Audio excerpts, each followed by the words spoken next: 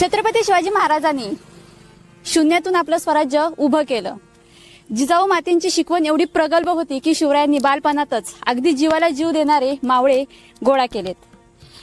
आताच्या युगामध्ये जर आपल्याला असे इमानदार मावळे किंवा राजे जर बघायचं असेल तर ते राजे किंवा ते मावळे कुठे भेटतील तर फक्त शिवरायांच्या इतिहासामध्ये। शिवरायांचे जे मावळे होते त्या मावळ्यांमध्ये हंबीरराव मोहिते, यसाजी कंक, जीवा महल, शेलार मामा, सूर्याजी मालुसरे, तानाजी मालुसरे असे बरेचसे मावळे होते। आपल्या राजांची किमया खूपच मोठी होती की आपल्या राजांसाठी अशी वेळेला जीव प्राण देणारे मावळे त्यांच्या सोबत होते। आता अशी जर माणसं आपल्याला जर बघायला गेलो तर ही माणसं आपल्याला आताच्या युगामध्ये सापडणार नाहीत। आता याच बरोबर सरदार तानाजी मालुसरे यांनी कोंढाणा किल्ला जिंकण्यासाठी योगदान जे दिलं होतं की जसं त्यांचा पराक्रम असेल, त्यांची शौर्यगाथा असेल, त्यांचं यशोगाथा असेल, ही यशोगाथा पराक्रमाची आहे। पण त्याचबरोबर जे आपले शेलार मामा, सरदार शेलार मामा यांचंही योगदान खूप मोठं आहे। शेलार मामांचं जे स्वराज्यासाठी असलेलं योगदान आहे ते योगदान आपण जाणून घेण्यासाठी त्यांचं जे मूळ गाव आहे त्या गावी आपण जाणार आहोत। शिवराय शेलार मामांना असे म्हणालेले की शेलार मामा तुम्ही फक्त तानाजी आणि सूर्याजीचेच मामा नाही आहात तर तुम्ही संपूर्ण स्वराज्याचे मामा आहात। तर शेलार मामांचा संपूर्ण इतिहास हा आपण त्यांच्या मूळ गावी जाऊन जाणून घेणार आहोत। त्याचबरोबर कोंढाणागड काबीज करताना तानाजी मालुसरेंना वीरमरण आलं। आपला भाचा आपल्या सोबत नाहीये या दुःखात शेलार मामा दुखी राहू लागले। त्यावेळी शेलार मामा हे आपले मूळ गाव जे आहे त्या कुडपण गावी त्यांच्या अंतिम समय होते। त्यावेळी त्यांनी काय केलं की आपल्या भाच्याच्या प्रेमापोटी, सन्मानापोटी कुडपण गावी वीरगळ सत्यशिळा बनवली आहे। ती सत्यशिळा सुद्धा आपल्याला तिथं जाऊन बघायला भेटणार आहे। त्याचबरोबर बराचसा जो इतिहास आहे तो इतिहास आपल्या महाराष्ट्रातील जे शिवप्रेमी आहेत त्या शिवप्रेमींना माहीत नाहीये। तो खरा इतिहास आज आपण शेलार मामांची जी 13वी पिढी आहे त्या 13व्या पिढीकडून आपण तो खरा इतिहास जाणून घेणार आहोत। त्याच्यामुळे व्हिडिओ हा कुठेही स्किप करू नका, व्हिडिओ अगदी शेवटपर्यंत बघा, कारण की या महाराष्ट्रातील बऱ्याचशा शिवप्रेमींना हा खरा इतिहास माहीत नाही आणि तो खरा इतिहासच आपण आपल्या चॅनलवरती आज दाखवणार आहोत। तर कसं होतं की बरेचशी लोक आहेत ज्यांना इतिहास जाणून घ्यायचा असतो, माहिती करून घ्यायचा असतो, पण खऱ्या गोष्टी या कुठेतरी शिवप्रेमींपर्यंत किंवा महाराष्ट्रातील जनतेपर्यंत पोहोचत नाहीत। तर हाच इतिहास आपण आपल्या चॅनलवरती दाखवणार आहोत। तर शेलार मामांचं जे मूळ गाव आहे त्या मूळ गावी कुडपणमध्ये आपण जाणार आहोत। आणि ते कुडपण गाव कुठं आहे? रायगड जिल्ह्यातील पोलादपूर तालुक्यात कुडपण हे गाव आहे आणि त्या गावाच्या थोड्याशा अंतरावरती आपण आता आलेलो आहोत। हा इथं लावलेला बोर्ड आहे आणि या बोर्ड पासूनच एक रस्ता गेलेला आहे, त्या रस्त्यानेच आपण आता कुडपण या गावी जाणार आहोत। तर व्हिडिओ कुठेही स्किप करू नका, अगदी शेवटपर्यंत बघा, व्हिडिओ हा खूप खास असणार आहे। तर चला भेटूया शेलार मामांच्या मूळ गावी कुडपण येथे। पोलादपूर महाबळेश्वर जो हायवे आहे त्या हायवे पासून 28 किलोमीटर अंतरावरती कुडपण हे गाव आहे।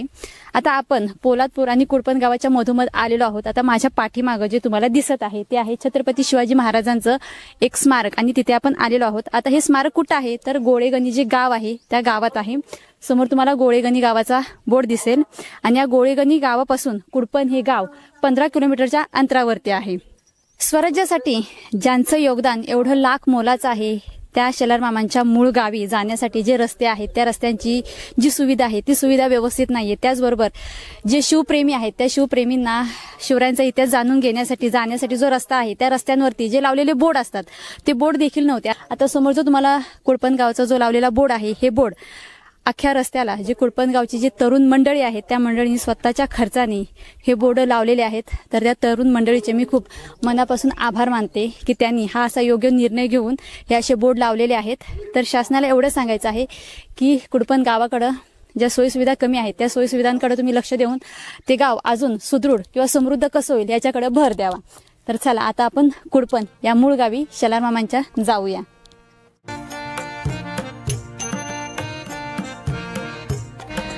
या रोडनं आल्यानंतर ना मंडळी समोर तो बघा तिथे समोर आपल्याला प्रतापगड हा किल्ला दिसतो। अफजल खानाचा वध केल्यानंतर ना शिवराय प्रतापगड किल्ल्यावरती होते आणि या प्रतापगड किल्ल्यावरूनच एक अशी वाट येते जी वाट कुडपण या गावात जाते।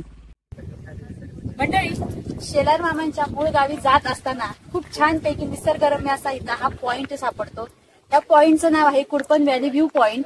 त्याचबरोबर खूप छानपैकी पावसाळ्यात या निसर्गाचं जे चित्र आहे ते चित्र आपल्याला अनुभवायला मिळतं। आता तुम्हाला दाखवते, थोडक्यात मी काही माहिती तुम्हाला सांगते। समोर जी तुम्हाला दिसत आहे ही आहे भीमाची काठी. आता भीमाची काठी का म्हटलेला आहे मंडळी, का आता हा जो डोंगर आहे किंवा हा जो कडा आहे, हा कडा स्वतःच्या पायावरती वेगळा उभा आहे. कुठल्याच इतर डोंगरांना हा जोडलेला गेलेला नाहीये, म्हणून या डोंगराला म्हणजे या कड्याला भीमाची काठी असं नाव दिलेलं आहे. आणि मेन गोष्ट इथं समजून घेण्यासारखी ही गोष्ट आहे, जर एखादा माणूस जो तणावाने भरलेला आहे किंवा त्याला मानसिक ताण तणाव आहे, तो कुठल्यातरी टेन्शन मध्ये आहे, त्यानं नक्कीच या अशा पॉइंट वरती यावं. छानपैकी निसर्गरम्य असं वातावरण आहे आणि ह्याचा खरा जो व्ह्यू आहे तो व्ह्यू बघण्यासाठी पावसाळ्यात नक्कीच या पॉइंटला तुम्ही भेट देऊ शकता. कुडपण या गावापासून थोड्याशाच अंतरावरती हा कुडपण व्हॅली व्ह्यू पॉइंट आहे, तर नक्कीच या आणि या पॉइंटला भेट द्या.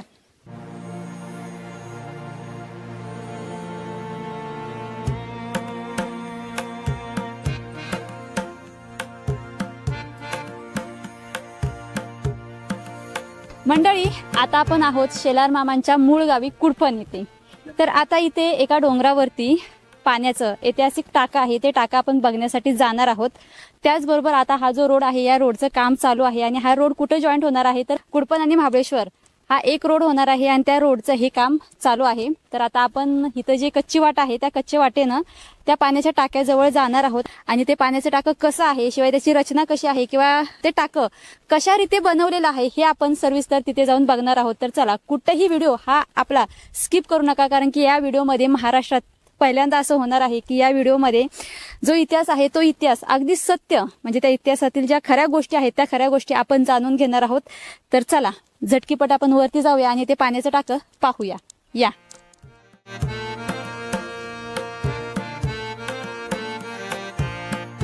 मंडळी, आपण आता आहोत शेलार मामांच्या मूळ गावी कुडपण येथे. जे ऐतिहासिक पाण्याचं टाकं आहे ते टाकं बघण्यासाठी आपण जात आहोत. आता जात असताना उन्हाचा तडाखा लागतोय, पण त्या उन्हाच्या तडाख्याबरोबर जी नैसर्गिक हवा आहे ती हवा आपल्याला एक वेगळाच आनंद देत आहे, उत्साह आलेला आहे आणि टाकं बघण्याला जाण्याची जी आवड आहे ती आवड अजून डबल झालेली आहे. तर चला लवकर जाऊया.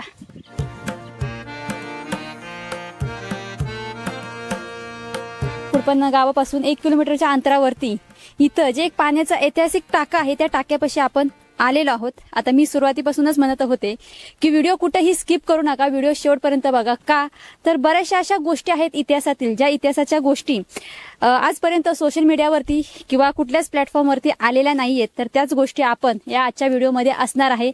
तर आता हे जे पाण्याचं टाकं आहे, हे पाण्याचं टाकं खूप जुनं टाकं आहे, याचा अंदाज आपण लावू शकत नाही. शिवरायांचे जे मावळे होते ते मावळे ज्याला प्रवास करायचे त्यावेळी या टाक्यातील पाणी ते प्यायचेत. हे टाकं केव्हाचं आहे हे आपण सांगू शकत नाही, मात्र शिवरायांच्या काळात या टाक्याचा वापर केलेला आहे. तर आता ह्या टाक्याचं जे काम आहे ते काम बघाल तुम्ही, अगदी कसं बारकाव्यानं केलेलं आहे. आणि जी रचना आहे ती रचना सुद्धा बघा कशी केलेली आहे की इथून ज्याला सुद्धा पाणी प्यायचं आहे त्यानं इथून खाली उतरायचं आणि तिथे बसून पाणी प्यायचं. तर आता मी इथं खाली उतरणार आहे आणि हे टाकं कसं अगदी बारकाव्याने या टाक्याचं काम केलेलं आहे हे आपण सविस्तर बघणार आहोत. तर बरेचसे इतिहासकार आहेत जे की इतिहासाच्या गोष्टी आपल्या चॅनलवरती किंवा सोशल मीडियावरती मांडतात, पण बरेचसे असे हे जे इतिहासकार आहेत ते या गोष्टी आपल्या चॅनलवरती दाखवत नाहीत. आज आपण आपल्या चॅनलवरती पहिल्यांदाच या गोष्टी दाखवत आहोत आणि बऱ्याचशा अशा गोष्टी आहेत ज्या गोष्टींचा उलगडा आज आपण या आपल्या चॅनलवरती करणार आहोत. तर व्हिडिओ कुठेही स्किप करू नका, व्हिडिओ अगदी शेवटपर्यंत बघा. बऱ्याचशा गोष्टी आहेत शेलार मामांच्या निगडीत, त्या निगडीत गोष्टी आपण आपल्या चॅनलवरती दाखवणार आहोत. तर मी आता पटकन खाली उतरते आणि या कामाची रचना कशी आहे ही तुम्हाला थोडक्यात दाखवते. आता मी खाली टाक्यात उतरलेले आहे. हा एक मोठा दगड आहे आणि तो दगड चौकोनी आकारामध्ये कोरलेला आहे. त्याचबरोबर या टाक्याला 2 पायऱ्या आहेत. आता कसं आहे की बरेचसे इतिहासकार असतात जे इतिहासकार सोशल मीडियावरती चुकीचा इतिहास सादर करतात. तर त्या इतिहासकारांना मला एवढंच सांगायचं आहे की खरा इतिहास काय आहे तो तुम्ही अगदी व्यवस्थित इथं येऊन जाणून घ्या आणि मगच सोशल मीडियावरती इतिहास तुम्ही सादर करा, ही तुम्हाला माझे हात जोडून विनंती आहे.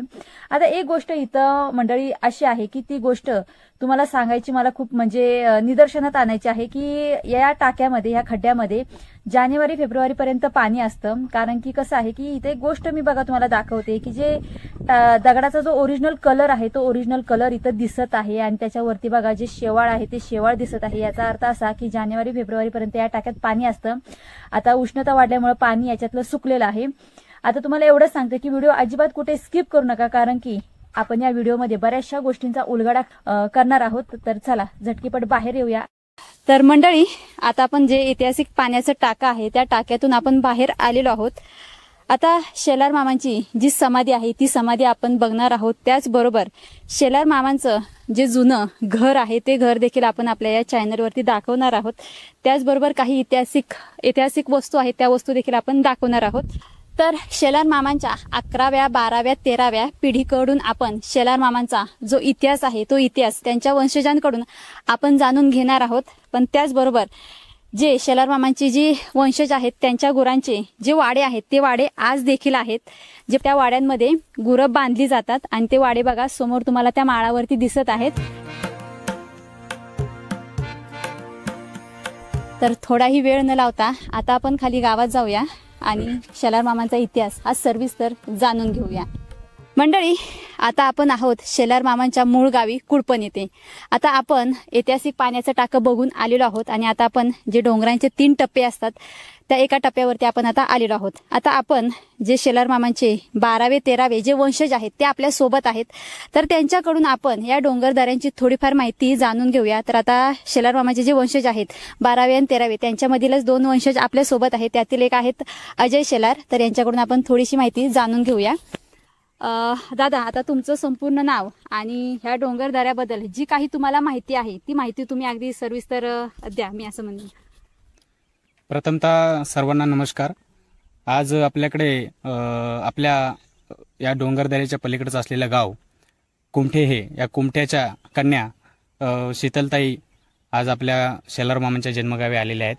त्यांनी बऱ्याच काळानंतर आपला महत्त्वाचा वेळ या ऐतिहासिक गावासाठी दिलेला आहे. त्या खूप मोठ्या युट्यूबर आहेत आणि त्यांनी आमच्या या दुर्गम भागातील शेलार मामांच्या जन्मगावी भेट देऊन खूप महत्त्वाचं काम केलेलं आहे. तर आम्ही तुम्हाला त्याच्याबद्दल थोडकी माहिती देतो. आता आमच्याशी बोलायचं झालं तर आमचं नाव आहे अजय राजाराम शेलार. आमची सध्याची पिढी चालू आहे 13वी पिढी चालू आहे आणि हे आमचे चुलते त्यांचे नाव वसंत तानाजी शेलार. यांचे 12वी पिढी सध्या गावामध्ये चालू आहे. तसे आपल्या पिढ्या 15वी पिढीपर्यंत सध्या गावामध्ये चालू आहे. आपल्या गावामध्ये शेलार मामाच्या पिढीमध्ये 3 घरं आहेत. थोरलं घर, मधलं घर आणि धाकटं घर असे 3 घर आहेत. त्यांचीच एक वंशजांची मोठी पातळी तयार झालेली आहे. दादा, इथं थोडीशी मी शेलार मामांची वंशावळ सांगते. कोंडाजी रायजी शेलार म्हणजे शेलार मामा. शेलार मामांचे वंशज कोण तर सबाजी कोंडाजी शेलार. सबाजी कोंडाजी शेलार यांचा मुलगा कोण तर होनाजी सबाजी शेलार. होनाजी सबाजी शेलार यांचा मुलगा कोण तर संभाजी होनाजी शेलार. आणि संभाजी होनाजी शेलार यांचा मुलगा कोण तर सूर्याजी संभाजी शेलार. आणि सूर्याजी संभाजी शेलार यांचा मुलगा कोण तर तुळाजी सूर्याजी शेलार. आता जे तुळाजी सूर्याजी शेलार आहेत यांना 3 मुलगे. त्यांची मी नावं तुम्हाला सांगते. कृष्णाजी तुळाजी शेलार हा थोरला मुलगा. भागोजी तुळाजी शेलार हा मधला मुलगा. आणि चिमाजी तुळाजी शेलार हा धाकटा मुलगा. या 3 घरांची वंशावळ आज गावामध्ये आहे. आपण आता मूळ मुद्द्यावरती येऊया. आता आपण ताईंसोबत इकडे आलेलो आहे की पूर्व काळातील ऐतिहासिक टाकं, ज्या टाक्याचा वापर बऱ्याच काळापासून केला गेलेला आहे त्या टाक्यातून म्हणजे बऱ्याच लोकांना पाण्याचा वापर करता आलेला आहे. तर या टाक्याचा ऐतिहासिक भाग म्हणाल तर बराच मोठा आहे, बराच विभागलेला आहे, जो सांगतानाही आपल्याला कमी पडेल. कारण की कुडपण खुर्द हे सरनोबत कोंडाजी रायाजी शेलार मामांचं जन्मगाव हे बऱ्याच काळापासून वंचित राहिलेलं आहे. बऱ्याच सुविधांपासून आणि बऱ्याच गोष्टींपासून वंचित राहिलेलं आहे. आज तुम्ही आलात त्याबद्दल तुमचं स्वागतच आहे गावामध्ये. आणि इथं माहिती द्यायची झाली तर या ऐतिहासिक टाक्याच्या भागाचा जो पट्टा आहे संपूर्ण पट्टा तो शिवकालामध्ये त्याचा जास्तीत जास्त वापर झालेला आहे. ह्या टाक्याचा अंदाज बांधता येत नाही, कारण ते टाकं खूप पूर्व काळापासून आहे. म्हणजे शिवाजी महाराजांच्या, छत्रपती शिवाजी महाराजांच्या आधीच्या काळापासून सुद्धा या टाक्याचा अंदाज राहू शकत नाही की ते टाकं केव्हापासून. बरोबर आपण अंदाज बांधू शकत नाही. आता हे टाकं कुडपण गावापासून किती अंतरापर्यंत म्हणजे किती अंतरावरती आहे? तरी तसा अंदाज पकडला तर हे 3000 फुटापर्यंत उंच आहे. आणि आता सध्या ह्या टाक्याच्या काही भाग खाली म्हणजे तसं म्हणायला गेलं तर एक 800-900 फुटाच्या खाली रोड आलेला आहे, रस्ता आलेला आहे, जो सरकारच्या माध्यमातून चालू आहे. जो रस्ता आपल्या महाबळेश्वरला जोडण्यात येतोय. आता तसं कुडपणला मिनी महाबळेश्वर जमवलं जातं. या भागातून महाबळेश्वरला तो जोडला जातोय. आणि त्याच्यामुळं थोडं आता प्रगतीकडे वाटचाल आहे गावाची. तर आपण आपला मुद्दा होता ऐतिहासिक टाकं. या टाक्याचा जो आजूबाजूचा जो भाग आहे तो भागाचा वापर शिवकालीन काळामध्ये जास्त झालेला आहे. जसं की तुम्ही समोर बघाल, हा समोरचा जो भाग आहे हे शेलार खिंड. हे बघा, हे तुम्हाला एक टोपीचा भाग दिसतोय ते शेलार खिंड. या शेलार खिंडीतून सुरुवातीच्या येण्या जाण्याचे घाट रस्ते आहेत. त्याचबरोबर त्याच लाईन मध्ये समोर तुम्हाला दिसेल त्याला शिवटोक असा उल्लेख पूर्व काळापासून होतो. शिवटोक, ही टोपीचा भाग जो दिसतोय खाली तो बरोबर, त्याच पट्ट्यामध्ये खाली. तसंच तुम्ही जर पुढे याल तर पुढे आल्यानंतर तुम्हाला हा जो समोरचा बुरुज दिसतोय हा टेहाळणी बुरुज आहे. टेहाळणी बुरुज. शेलार मामांचं जन्मगाव हे मूळ केंद्र असू शकतं, मुख्य केंद्र असू शकतं. का तर हे त्रिजिल्ह्याच्या सीमेवरती आहे.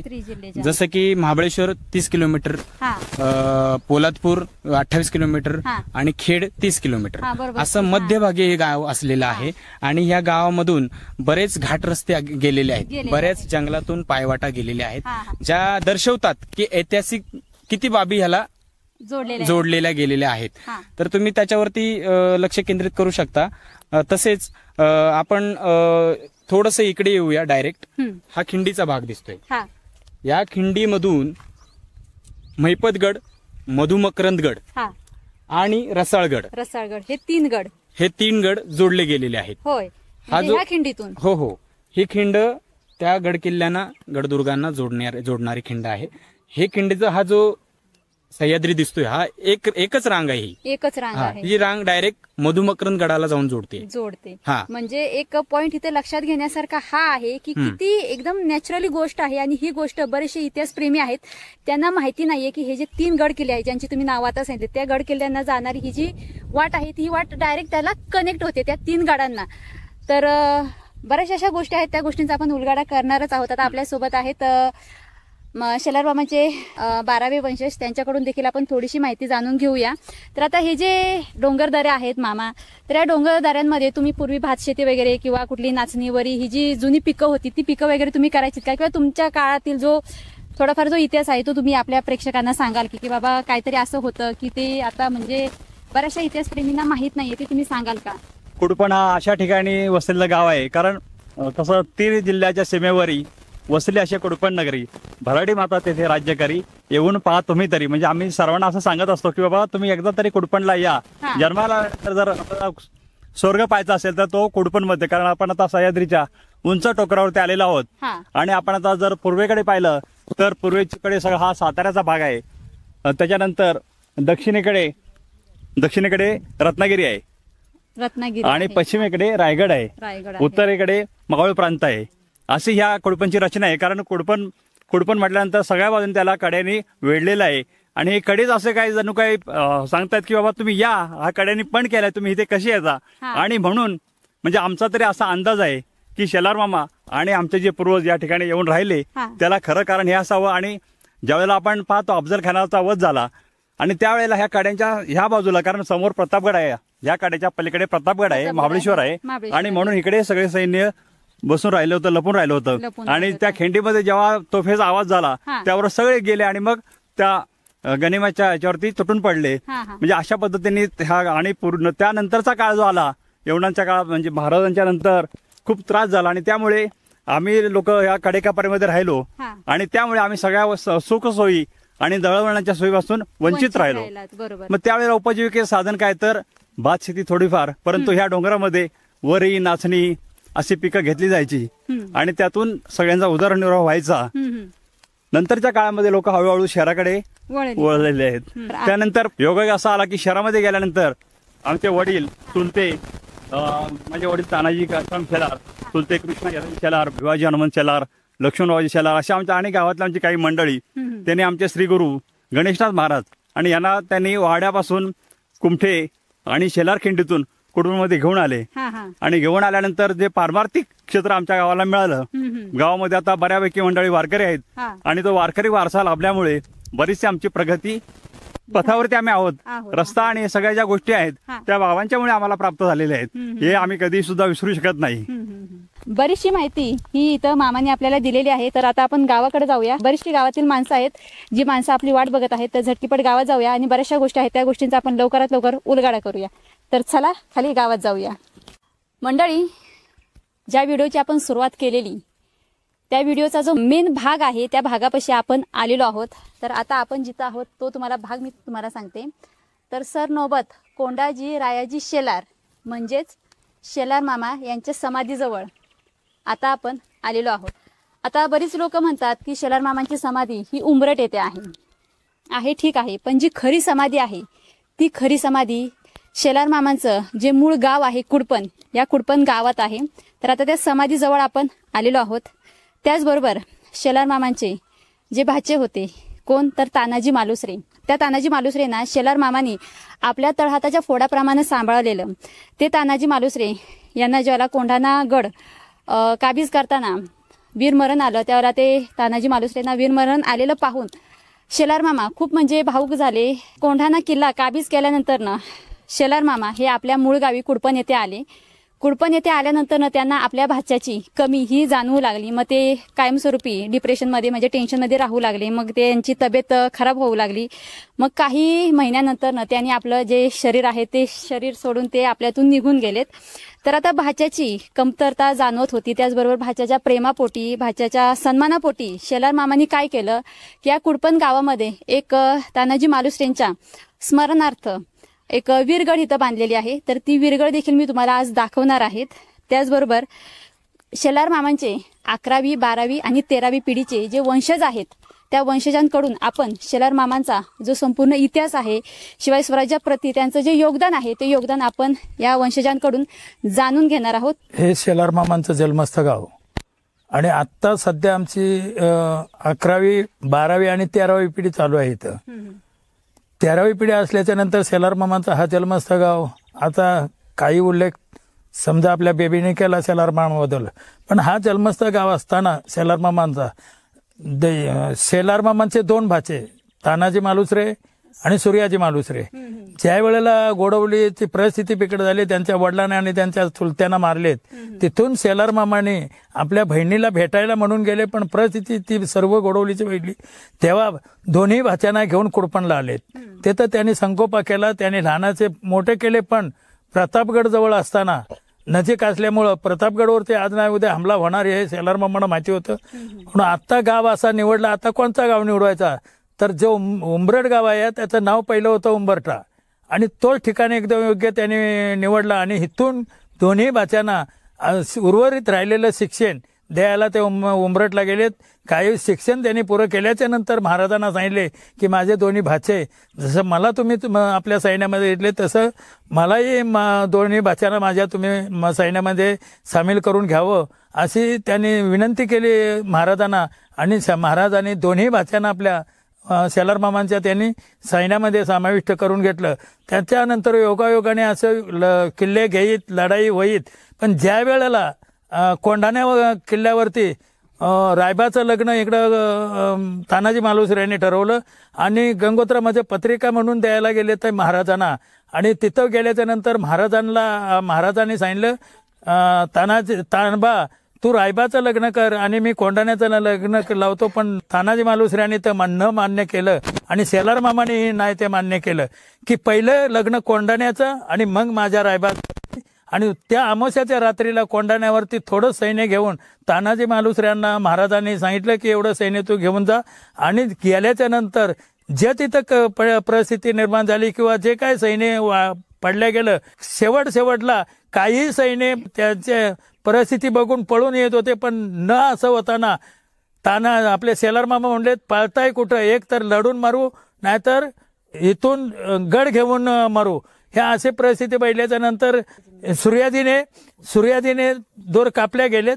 कापल्याच्या नंतर मग परत युद्ध सुरू झालं. युद्ध झाल्याच्या नंतर तानाजी मालुसऱ्यांना मारले उदय भानूने आणि मारल्याच्या नंतर तानाजी मालुसरे ज्या वेळेला पडलेत त्यावेळेला त्या पडलेल्या मुर्द्याला लाथ दिली उदय भानूने. आणि त्याच टायमाला शेलार मामांना जे चीड आली किंवा राग आला, पण शेलार मामाने हत्यार न चालवताना जे जसा गुराचा एखाद्या वाघ नरड फोडतो अशीच झेप मारली शेलार मामाने आणि त्या उदय भानूचं नरड तर मारल्या गेला आणि तोच गड ताब्यात घेतला आपल्या सर्व सैन्यांनी. आणि त्या तानाजी मालुसरे यांच्या दुःखामध्ये शेलार मामा जे आजारी पडलेत ते कायमस्वरूपी पडलेत. तिथून ते कुडपणला आलेत. कुडपणला आल्याच्या नंतर शिवाजी महाराज कुडपणला आले शेलार मामांची भेट घेण्यासाठी. पण परिस्थिती काय ती खालावलेलीच होती आणि त्यातून ते काही वाचले नाहीत काय नाहीत. पण तानाजी मालुसरे पडल्याच्या नंतर सिंहगड घेतल्याच्या नंतर 11 महिन्याने शेलार मामाने आपला ध्येय ठेवला आणि तीच समाधी शेलार मामांची ही कुडपणला येत आहे. आता ही शेलार मामांची समाधी परंपरा आमच्या पूर्वजांनी आम्हाला सांगत आले. आमच्या पूर्वजांनी सांगितलं तीच परंपरा आमच्या वाडवडिलांनी आजोबांनी आम्हाला सांगितली की आपल्या शेलार मामांची समाधी. आणि तीच आम्ही आता इतर लोक जे येत आहेत फिरायला किंवा काय होत आहेत त्यांना ते आम्ही जी जोपासना जे आहे ते आम्ही ते परंपरा त्या लोकांना सांगतो की आमच्या पूर्वजांनी सांगितले तीच आम्ही त्यांना सांगतो की ही शेलार मामांची समाधी. दुसरी गोष्ट की आम्ही कुणावरती आक्षेप घेत नाही की शेलार मामांची कुठं समाधी नाही म्हणून किंवा आहे म्हणून हेही आम्ही आक्षेप घेत नाही. असतील तेही समजा ती शेलार मामांचीच आमच्या किंवा ही खरी समाधी आहे हे आमच्या पूर्वजांनी सांगितलं हेच आम्ही इतरांना सांगणार. पण आम्ही कुणावरती काही इतर ठिकाणी आहे ते आक्षेप घेत नाही का काही सुद्धा घेत नाही. तर मंडळी तुम्हाला म्हणाले होते ना आजचा व्हिडिओ खूप खास असणार आहे कारण आपण या व्हिडिओमध्ये जी ऑथेंटिक माहिती आहे ती माहिती देण्याचा पूर्ण प्रयत्न केलेला आहे. शेलार मामांची जी खरी समाधी आहे ती समाधी त्यांचं जे मूळ गाव आहे कुडपण या गावात आहे आणि आपण आता समाधीपाशी उभे आहोत. तर शेलार मामांचे 11वी 12वी 13वी आणि 14वी पिढी त्याचबरोबर गावातील जे इतर जे वंशावळ इथं उभी आहे. तर ही आहे शेलार मामांची समाधी आणि इथे आपण आता उभे आहोत. अक्षरशः इथं आल्यानंतर ना एक वेगळीच एनर्जी मिळते आणि एक पॉझिटिव्ह ऊर्जा मिळत आहे काम करण्यासाठी. तर आता शेलार मामांची ही पुण्यतिथी केव्हा येते शिवाय पुण्यतिथीच्या दिवशी हे गावातील जे ग्रामस्थ मंडळ आहे ती काय कार्यक्रम करते किंवा पुण्यतिथी कशी साजरी केली जाते हे आपण त्यांच्याकडून थोडक्यात सविस्तर जाणून घेऊया. तर मामा आता पुण्यतिथी शेलार मामांची ही कधी येते? पुण्यतिथी माघ शुद्ध दशमी ज्या दिवशी म्हणजे तुकाराम महाराजांना अनुग्रह झाला तोच दिवस आणि शेलार मामांनी जो देव ठेवला तो दिवस एकच असल्यामुळे हा परंपरेने 354वी समाधी आता यावेळेला झाली. 354 कुडपणचा इतिहासच असा आहे की कुडपण याचा अर्थ की चारी बाजूनी कड्यांनी त्याला कुंपण घातलेलं आहे. आणि त्यावेळी जी भौगोलिक परिस्थिती आहे त्याचा फायदा म्हणजे महाराज असताना किंवा त्याच्या आधीच्या काळामध्ये जे यवनांचं सगळं राज्य होतं आणि त्यामुळे या परिसरामध्ये हा गाव वसण्याचं कारणच आहे की चारी बाजूने कुंपण आहे कड्यांचं. आणि म्हणून या ठिकाणी आल्यानंतर आपल्या म्हणजे परिवाराला कुठलाही धोका नाही. परिवार इथे ठेवायचा आणि लढायला जिथे महाराज बोलवतो तिकडे जायचं असा हा इतिहास आहे. आणि हा इतिहास आम्हाला परंपरेने सांगत आले आमच्या वाडवडील आतापर्यंत सांगत आले तर तसंच पुढे आम्ही सांगत जाणारच आहोत कारण त्यावेळेला कसली दळणवळणाची कसलीही सोय नव्हती आणि त्यामुळे आम्ही मागे पडलो. परंतु आमच्या श्रीगुरूंच्या कृपेने इथपर्यंत आता म्हणजे आमची मजल गेलेल्या गावामध्ये बरीचशी वारकरी मंडळी आहेत आणि त्यामुळे पारमार्थिक उत्तम पद्धतीने कार्यक्रम चालले जातात. आता याबरोबर मंडळी शेलार मामांचं जे जुनं घर आहे ते घर आपण पाहणार आहोत. त्याचबरोबर ऐतिहासिक काही वस्तू आहेत शिवाय काही हत्यार आहेत ती देखील आपण पुढे बघणार आहोत. तर थोडाही व्हिडिओ कुठेही स्किप न करता आता सरळ आपण शेलार मामांच्या घरी जाऊया. चलता चला मंडळी आता आपण आहोत तानाजी मालुसरेंची जी विरगळ आहे तिथं. तर जे शेलार मामा होते शेलार मामांचे भाचे कोण तर तानाजी मालुसरे. तानाजी मालुसरेंना वीरमरण आल्यानंतर आपल्या भाच्याची शेलार मामांना कमतरता भासू लागली.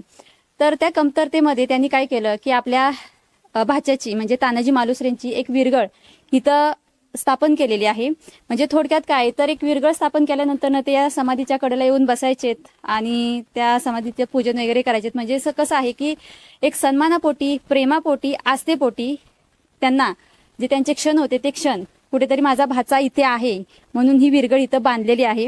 तर आता ही विरगळ बांधल्यानंतर ना बरेचसे शेलार मामांचे जे वंशज आहेत ते वंशज इथे या विरगळची पूजा करतात.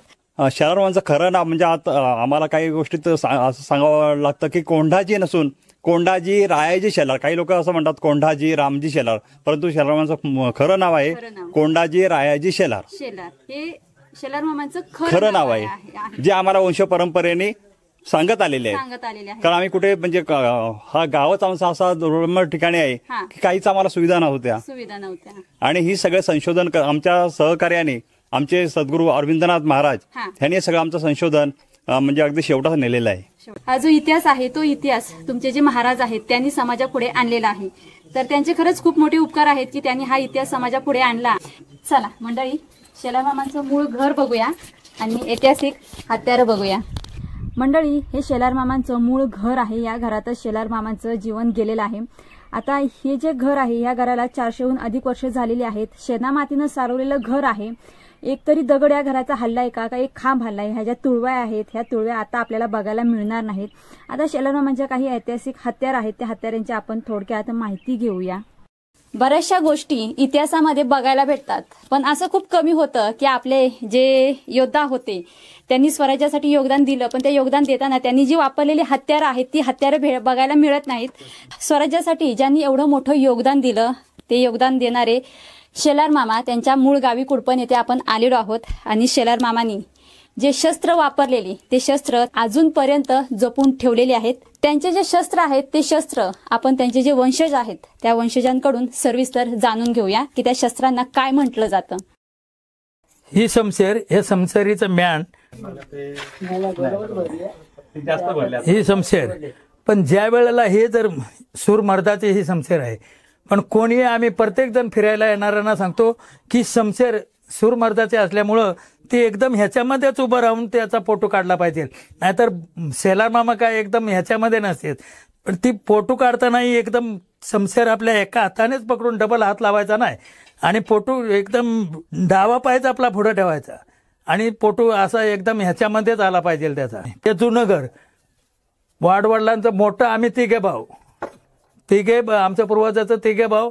ह्या मोठ्या भावाला सांगितलं की त्याची विटंबना होता कामा नाही, तर तू मोठ्या भावाने हिथं घर बांधायचं, आम्ही 2 नंबर आणि आमचा पलीकडा आहे तो 3 नंबर, असे 3 भावाचा हा विस्तार.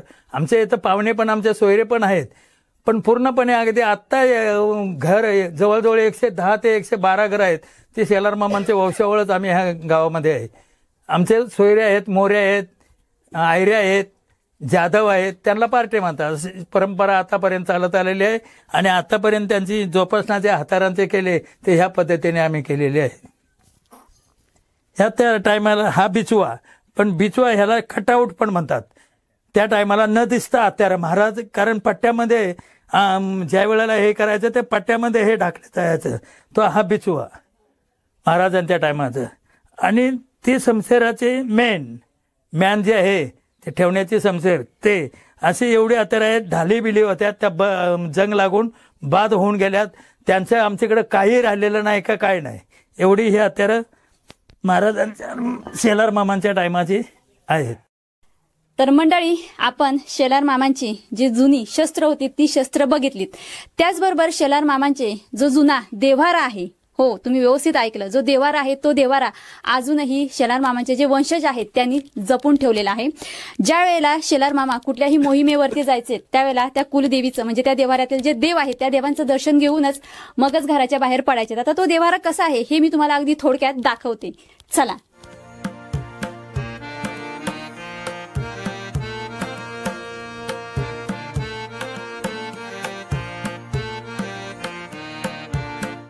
तुम्हाला म्हणाले होते ना, आज आपण या व्हिडिओमध्ये काहीतरी वेगळंच दाखवणार आहोत. बऱ्याचशा गोष्टी आपल्याला बघायला मिळतात, पण त्या गोष्टी सगळ्या खऱ्या असतात का? तर नाही. तर आज शेलार मामांचा जो जुना देव्हारा आहे तो देव्हारा आपण इथे बघत आहोत. तर शेलार मामांचे जे वंशज आहेत त्या वंशजांनी हा देव्हारा अजूनही जपून ठेवलेला आहे. त्याचबरोबर शेलार मामा ज्या देव्हाऱ्यात असणारे जे देव आहेत त्या देवांची पूजा करायचेत, त्या पूजेच्या ज्या मूर्त्या आहेत त्या मूर्त्या अजून देखील त्यांच्या वंशजांनी सांभाळून ठेवलेल्या आहेत. हा आहे खरा इतिहास. तर मला इतिहास प्रेमींना शिवाय महाराष्ट्रातील प्रत्येक माणसाला एवढंच सांगायचं आहे की खरा इतिहास काय आहे हा जर तुम्हाला जाणून घ्यायचा असेल आणि खास करून शेलार मामांचा इतिहास जर तुम्हाला जाणून घ्यायचा असेल, समजायचा असेल, तर त्यांच्या मूळ गावी कुडपण या गावी या आणि इतिहास काय आहे हा जाणून घ्या आणि मगच समाजापुढे तो इतिहास तुम्ही मांडा. आता त्याचबरोबर शेलार मामांचे जे वंशज आहेत त्यांच्याशी मी तुमची थोडीशी ओळख करून देणार आहे आणि व्हिडिओ इथेच मी थांबवणार आहे. तर बरीचशी मंडळी आहेत जी इथं थांबलेली आहेत. त्यातील 11वी, 12वी, 13वी आणि 14वी पिढी आहे. तर त्यांची आज भेट घेऊन शिवाय इथं येऊन हा इतिहास दाखवायला खूप म्हणजे एक वेगळी प्रेरणा मिळाली, शिवाय एक वेगळा उत्साह होता.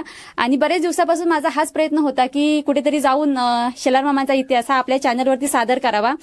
तर खूप भारी वाटलं आणि गावातील प्रत्येक माणसाने खूप छान सपोर्ट केला. त्याचबरोबर जे वंशावळ आहे त्यांनी तर खूप उत्तम असा मला साथ दिला या व्हिडिओ करण्यासाठी. तर त्यांचे मी खूप मनापासून आभार मानते. तर तुम्ही काय म्हणाल आता महाराष्ट्रातील जनतेला की या इतिहासाबद्दल काय सांगाल तुम्ही? आपल्याकडे शीतलताई आलेल्या आहेत. तुम्ही पाहिलंच असाल, त्यांनी थोडक्यात तुम्हाला इतिहासाची माहिती दिलेली आहे. समाधीवरती थोडक्यात माहिती दिली. शेलार मामांची नी जी वीरगळ तानाजी मालुसरे यांच्या स्मरणार्थ उभी केलेली आहे ती सुद्धा तुम्हाला त्याच्याबद्दलही त्यांनी माहिती दिलेली आहे. त्यानंतर ते शेलार मामांचं मूळ घर, जे त्यांचा थोरला पुत्र, त्यांच्या जे मूळ घर आहे त्यांच्या कुलदैवत, त्यांच्या देवाऱ्यावरशी ते तुम्हाला सर्वांना घेऊन आलेले आहेत आणि तुम्हालाही त्यांनी दर्शन घडवलेलं आहे. आता तुम्हाला मी एवढंच सांगू इच्छितो की जो हा ऐतिहासिक वारसा आहे, जसं सर्व वंशज पिढ्यानपिढ्या जपत आहेत, तसंच आपलं प्रत्येक शिवभक्ताचं एक कर्तव्य आहे की हा जो ऐतिहासिक वारसा आहे तो कुठेही छेडछाड न करता त्याचं जतन केलं पाहिजे. आणि जे काही आपल्याकडे तरुण आहेत जे चुकीच्या मार्गाला जात आहेत, परंतु असे काही तरुण आहेत जे चुकीच्या मार्गाला पण नाही, चांगल्या मार्गाला दाखवतात, शिवभक्त आहे असे दाखवतात, चंद्रकोर लावून फिरतात आणि गडांवरती जाऊन आपल्या महाराजांच्या दुर्गांवरती जाऊन तिथे काही चुकीच्या घटना घडवून आणतात आणि त्याचा परिणाम हा बाहेरच्या देशांमध्ये वेगळा संदेश जातो, बाहेरच्या राज्यांमध्ये वेगळा संदेश जातो.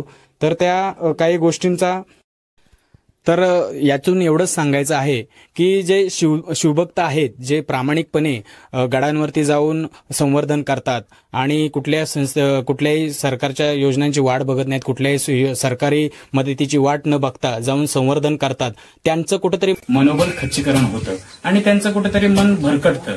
तर या गोष्टी होऊ नये आणि याचाच थोडक्यात काय म्हणायचं तर याचाच काहींना कुठेतरी प्रश्न विचारावासा वाटला मला, किंवा संदेश काय द्याल असं विचारावंसं वाटलं. कारण की त्यांनीही आतापर्यंत त्यांचे नाही म्हणलं तरी युट्यूबला 4.5 लाख फॉलोअर्स सबस्क्रायबर आहेत, परत इंस्टाग्रामलाही 2.5 लाख फॉलोअर्स आहेत. म्हणजे तिथे त्यांनी तेवढं काम केलेलं आहे. सोशल माध्यमावरती समाजाला प्रबोधन करण्याचं काम केलेलं आहे. तिथे त्यांना हे काही प्रश्न उद्भवलेले आहेत. त्यामुळे त्यांनी शेलार मामांच्या जन्मगावी आल्यानंतर त्यांनी आम्हाला वंशज म्हणून हा प्रश्न विचारण्याची हिंमत केलेली आहे. तर त्यांना मी एवढंच सांगू इच्छितो की तरुणांनी कसं वागायचं हे त्यांच्या हातामध्ये आहे, परंतु तुमचं जे कार्य आहे, जे समाजापर्यंत तुम्ही सखोल माहिती पोहोचवण्याचं काम करताय, तर तुम्हाला या कामासाठी शेलार मामाच्या जन्मगावातून स्वर्णोबत कोंडाजी रायाजी शेलार मामांच्या जन्मगावातून सर्व वंशजांकडून, सर्व ग्रामस्थांकडून पुढील वाटचालीसाठी शुभेच्छा देतो. तसेच सर्व ऑडियन्सला मी एवढं सांगू इच्छितो की त्यांच्या चॅनलला तुम्ही फॉलो करा आणि त्यांना प्रोत्साहन द्या. तर आता मंडळी, मी तुमचे सर्वांचे खूप आभार मानते की तुम्ही हा व्हिडिओ अगदी शेवटपर्यंत बघितलात. आता एक गोष्ट एवढी मला सांगावीशी वाटते की बरीचशी आता तरुण पिढी आहे, ती तरुण पिढी छत्रपती शिवाजी महाराजांचे विचार घेऊन जगतात. शिवाय आम्ही शिवरायांसारखे मोठे आहोत किंवा शिवरायांसारखे आमचे आचार आहेत, विचार आहेत, ठीक आहे, असू द्या, त्याच्याबद्दल काही हरकत नाही. पण बरेचसे लोक असे आहेत जी शिवरायांसारखे चंद्रकोर लावणार आणि मग समाजामध्ये फिरणार, मात्र त्यांच्या हरकती ह्या खूप खालच्या लेवलच्या असतात, जसं की मुलींना छेडणं असेल, महिलांची रिस्पेक्ट न करणं असेल. तर त्या तरुण पिढीला मला एवढंच सांगायचं आहे की तुम्हाला जर खरंच छत्रपती शिवाजी महाराजांसारखं जर म्हणजे त्यांचे विचार आपल्यामध्ये जर घ्यायचे असतील तर त्यांचे विचार, आचार हे आपल्यामध्ये घ्या. शिवरायांचं कसं होतं की त्यांचे जे विचार होते ते विचार खूप मोठे होते, आया बहिणींची ते इज्जत करत होते, शत्रूला सुद्धा ते इज्जत देत होते, सन्मान देत होते. तर तसेच आपल्याला आपले जे विचार आहेत, आपले आचार आहेत ते आपल्याला करावे लागणार आहेत, तरच हा आपला महाराष्ट्र इतिहासाचा वारसा जपत पुढे जाणार आहे. बाकी तुम्ही व्हिडिओ शेवटपर्यंत बघितला त्याबद्दल मी तुमचे सर्वांचे खूप आभार मानते. आणि त्याचबरोबर जे इतिहास प्रेमी आहेत, ज्यांना खरंच वाटतं की आपला हा जो खरा इतिहास आहे हा कुठल्या तरी सोशल मीडियावरती खरा इतिहास पोहोचावा, तर नक्कीच शेलार मामांचं जे जन्मगाव आहे कुडपण, या गावाला येऊन भेट द्या आणि खरा इतिहास जाणून घ्या. बाकी तुम्ही हा जो सपोर्ट केला, एवढं जे प्रेम दिलं, ते प्रेम, सपोर्ट, सहकार्य सतत या आपल्या ब्रँड शेतकरी युट्यूब चॅनलच्या पाठीशी सतत असंच राहू द्या. लवकरच असाच कोणता तरी व्हिडिओ घेऊन तुमच्या भेटीला येण्याचा मी प्रयत्न करेन. तुमचे सर्वांचे खूप खूप म्हणजे आभार की तुम्ही वेळात वेळ काढून मला एवढा वेळ दिलात. धन्यवाद. रामकृष्ण रामकृष्ण हरी.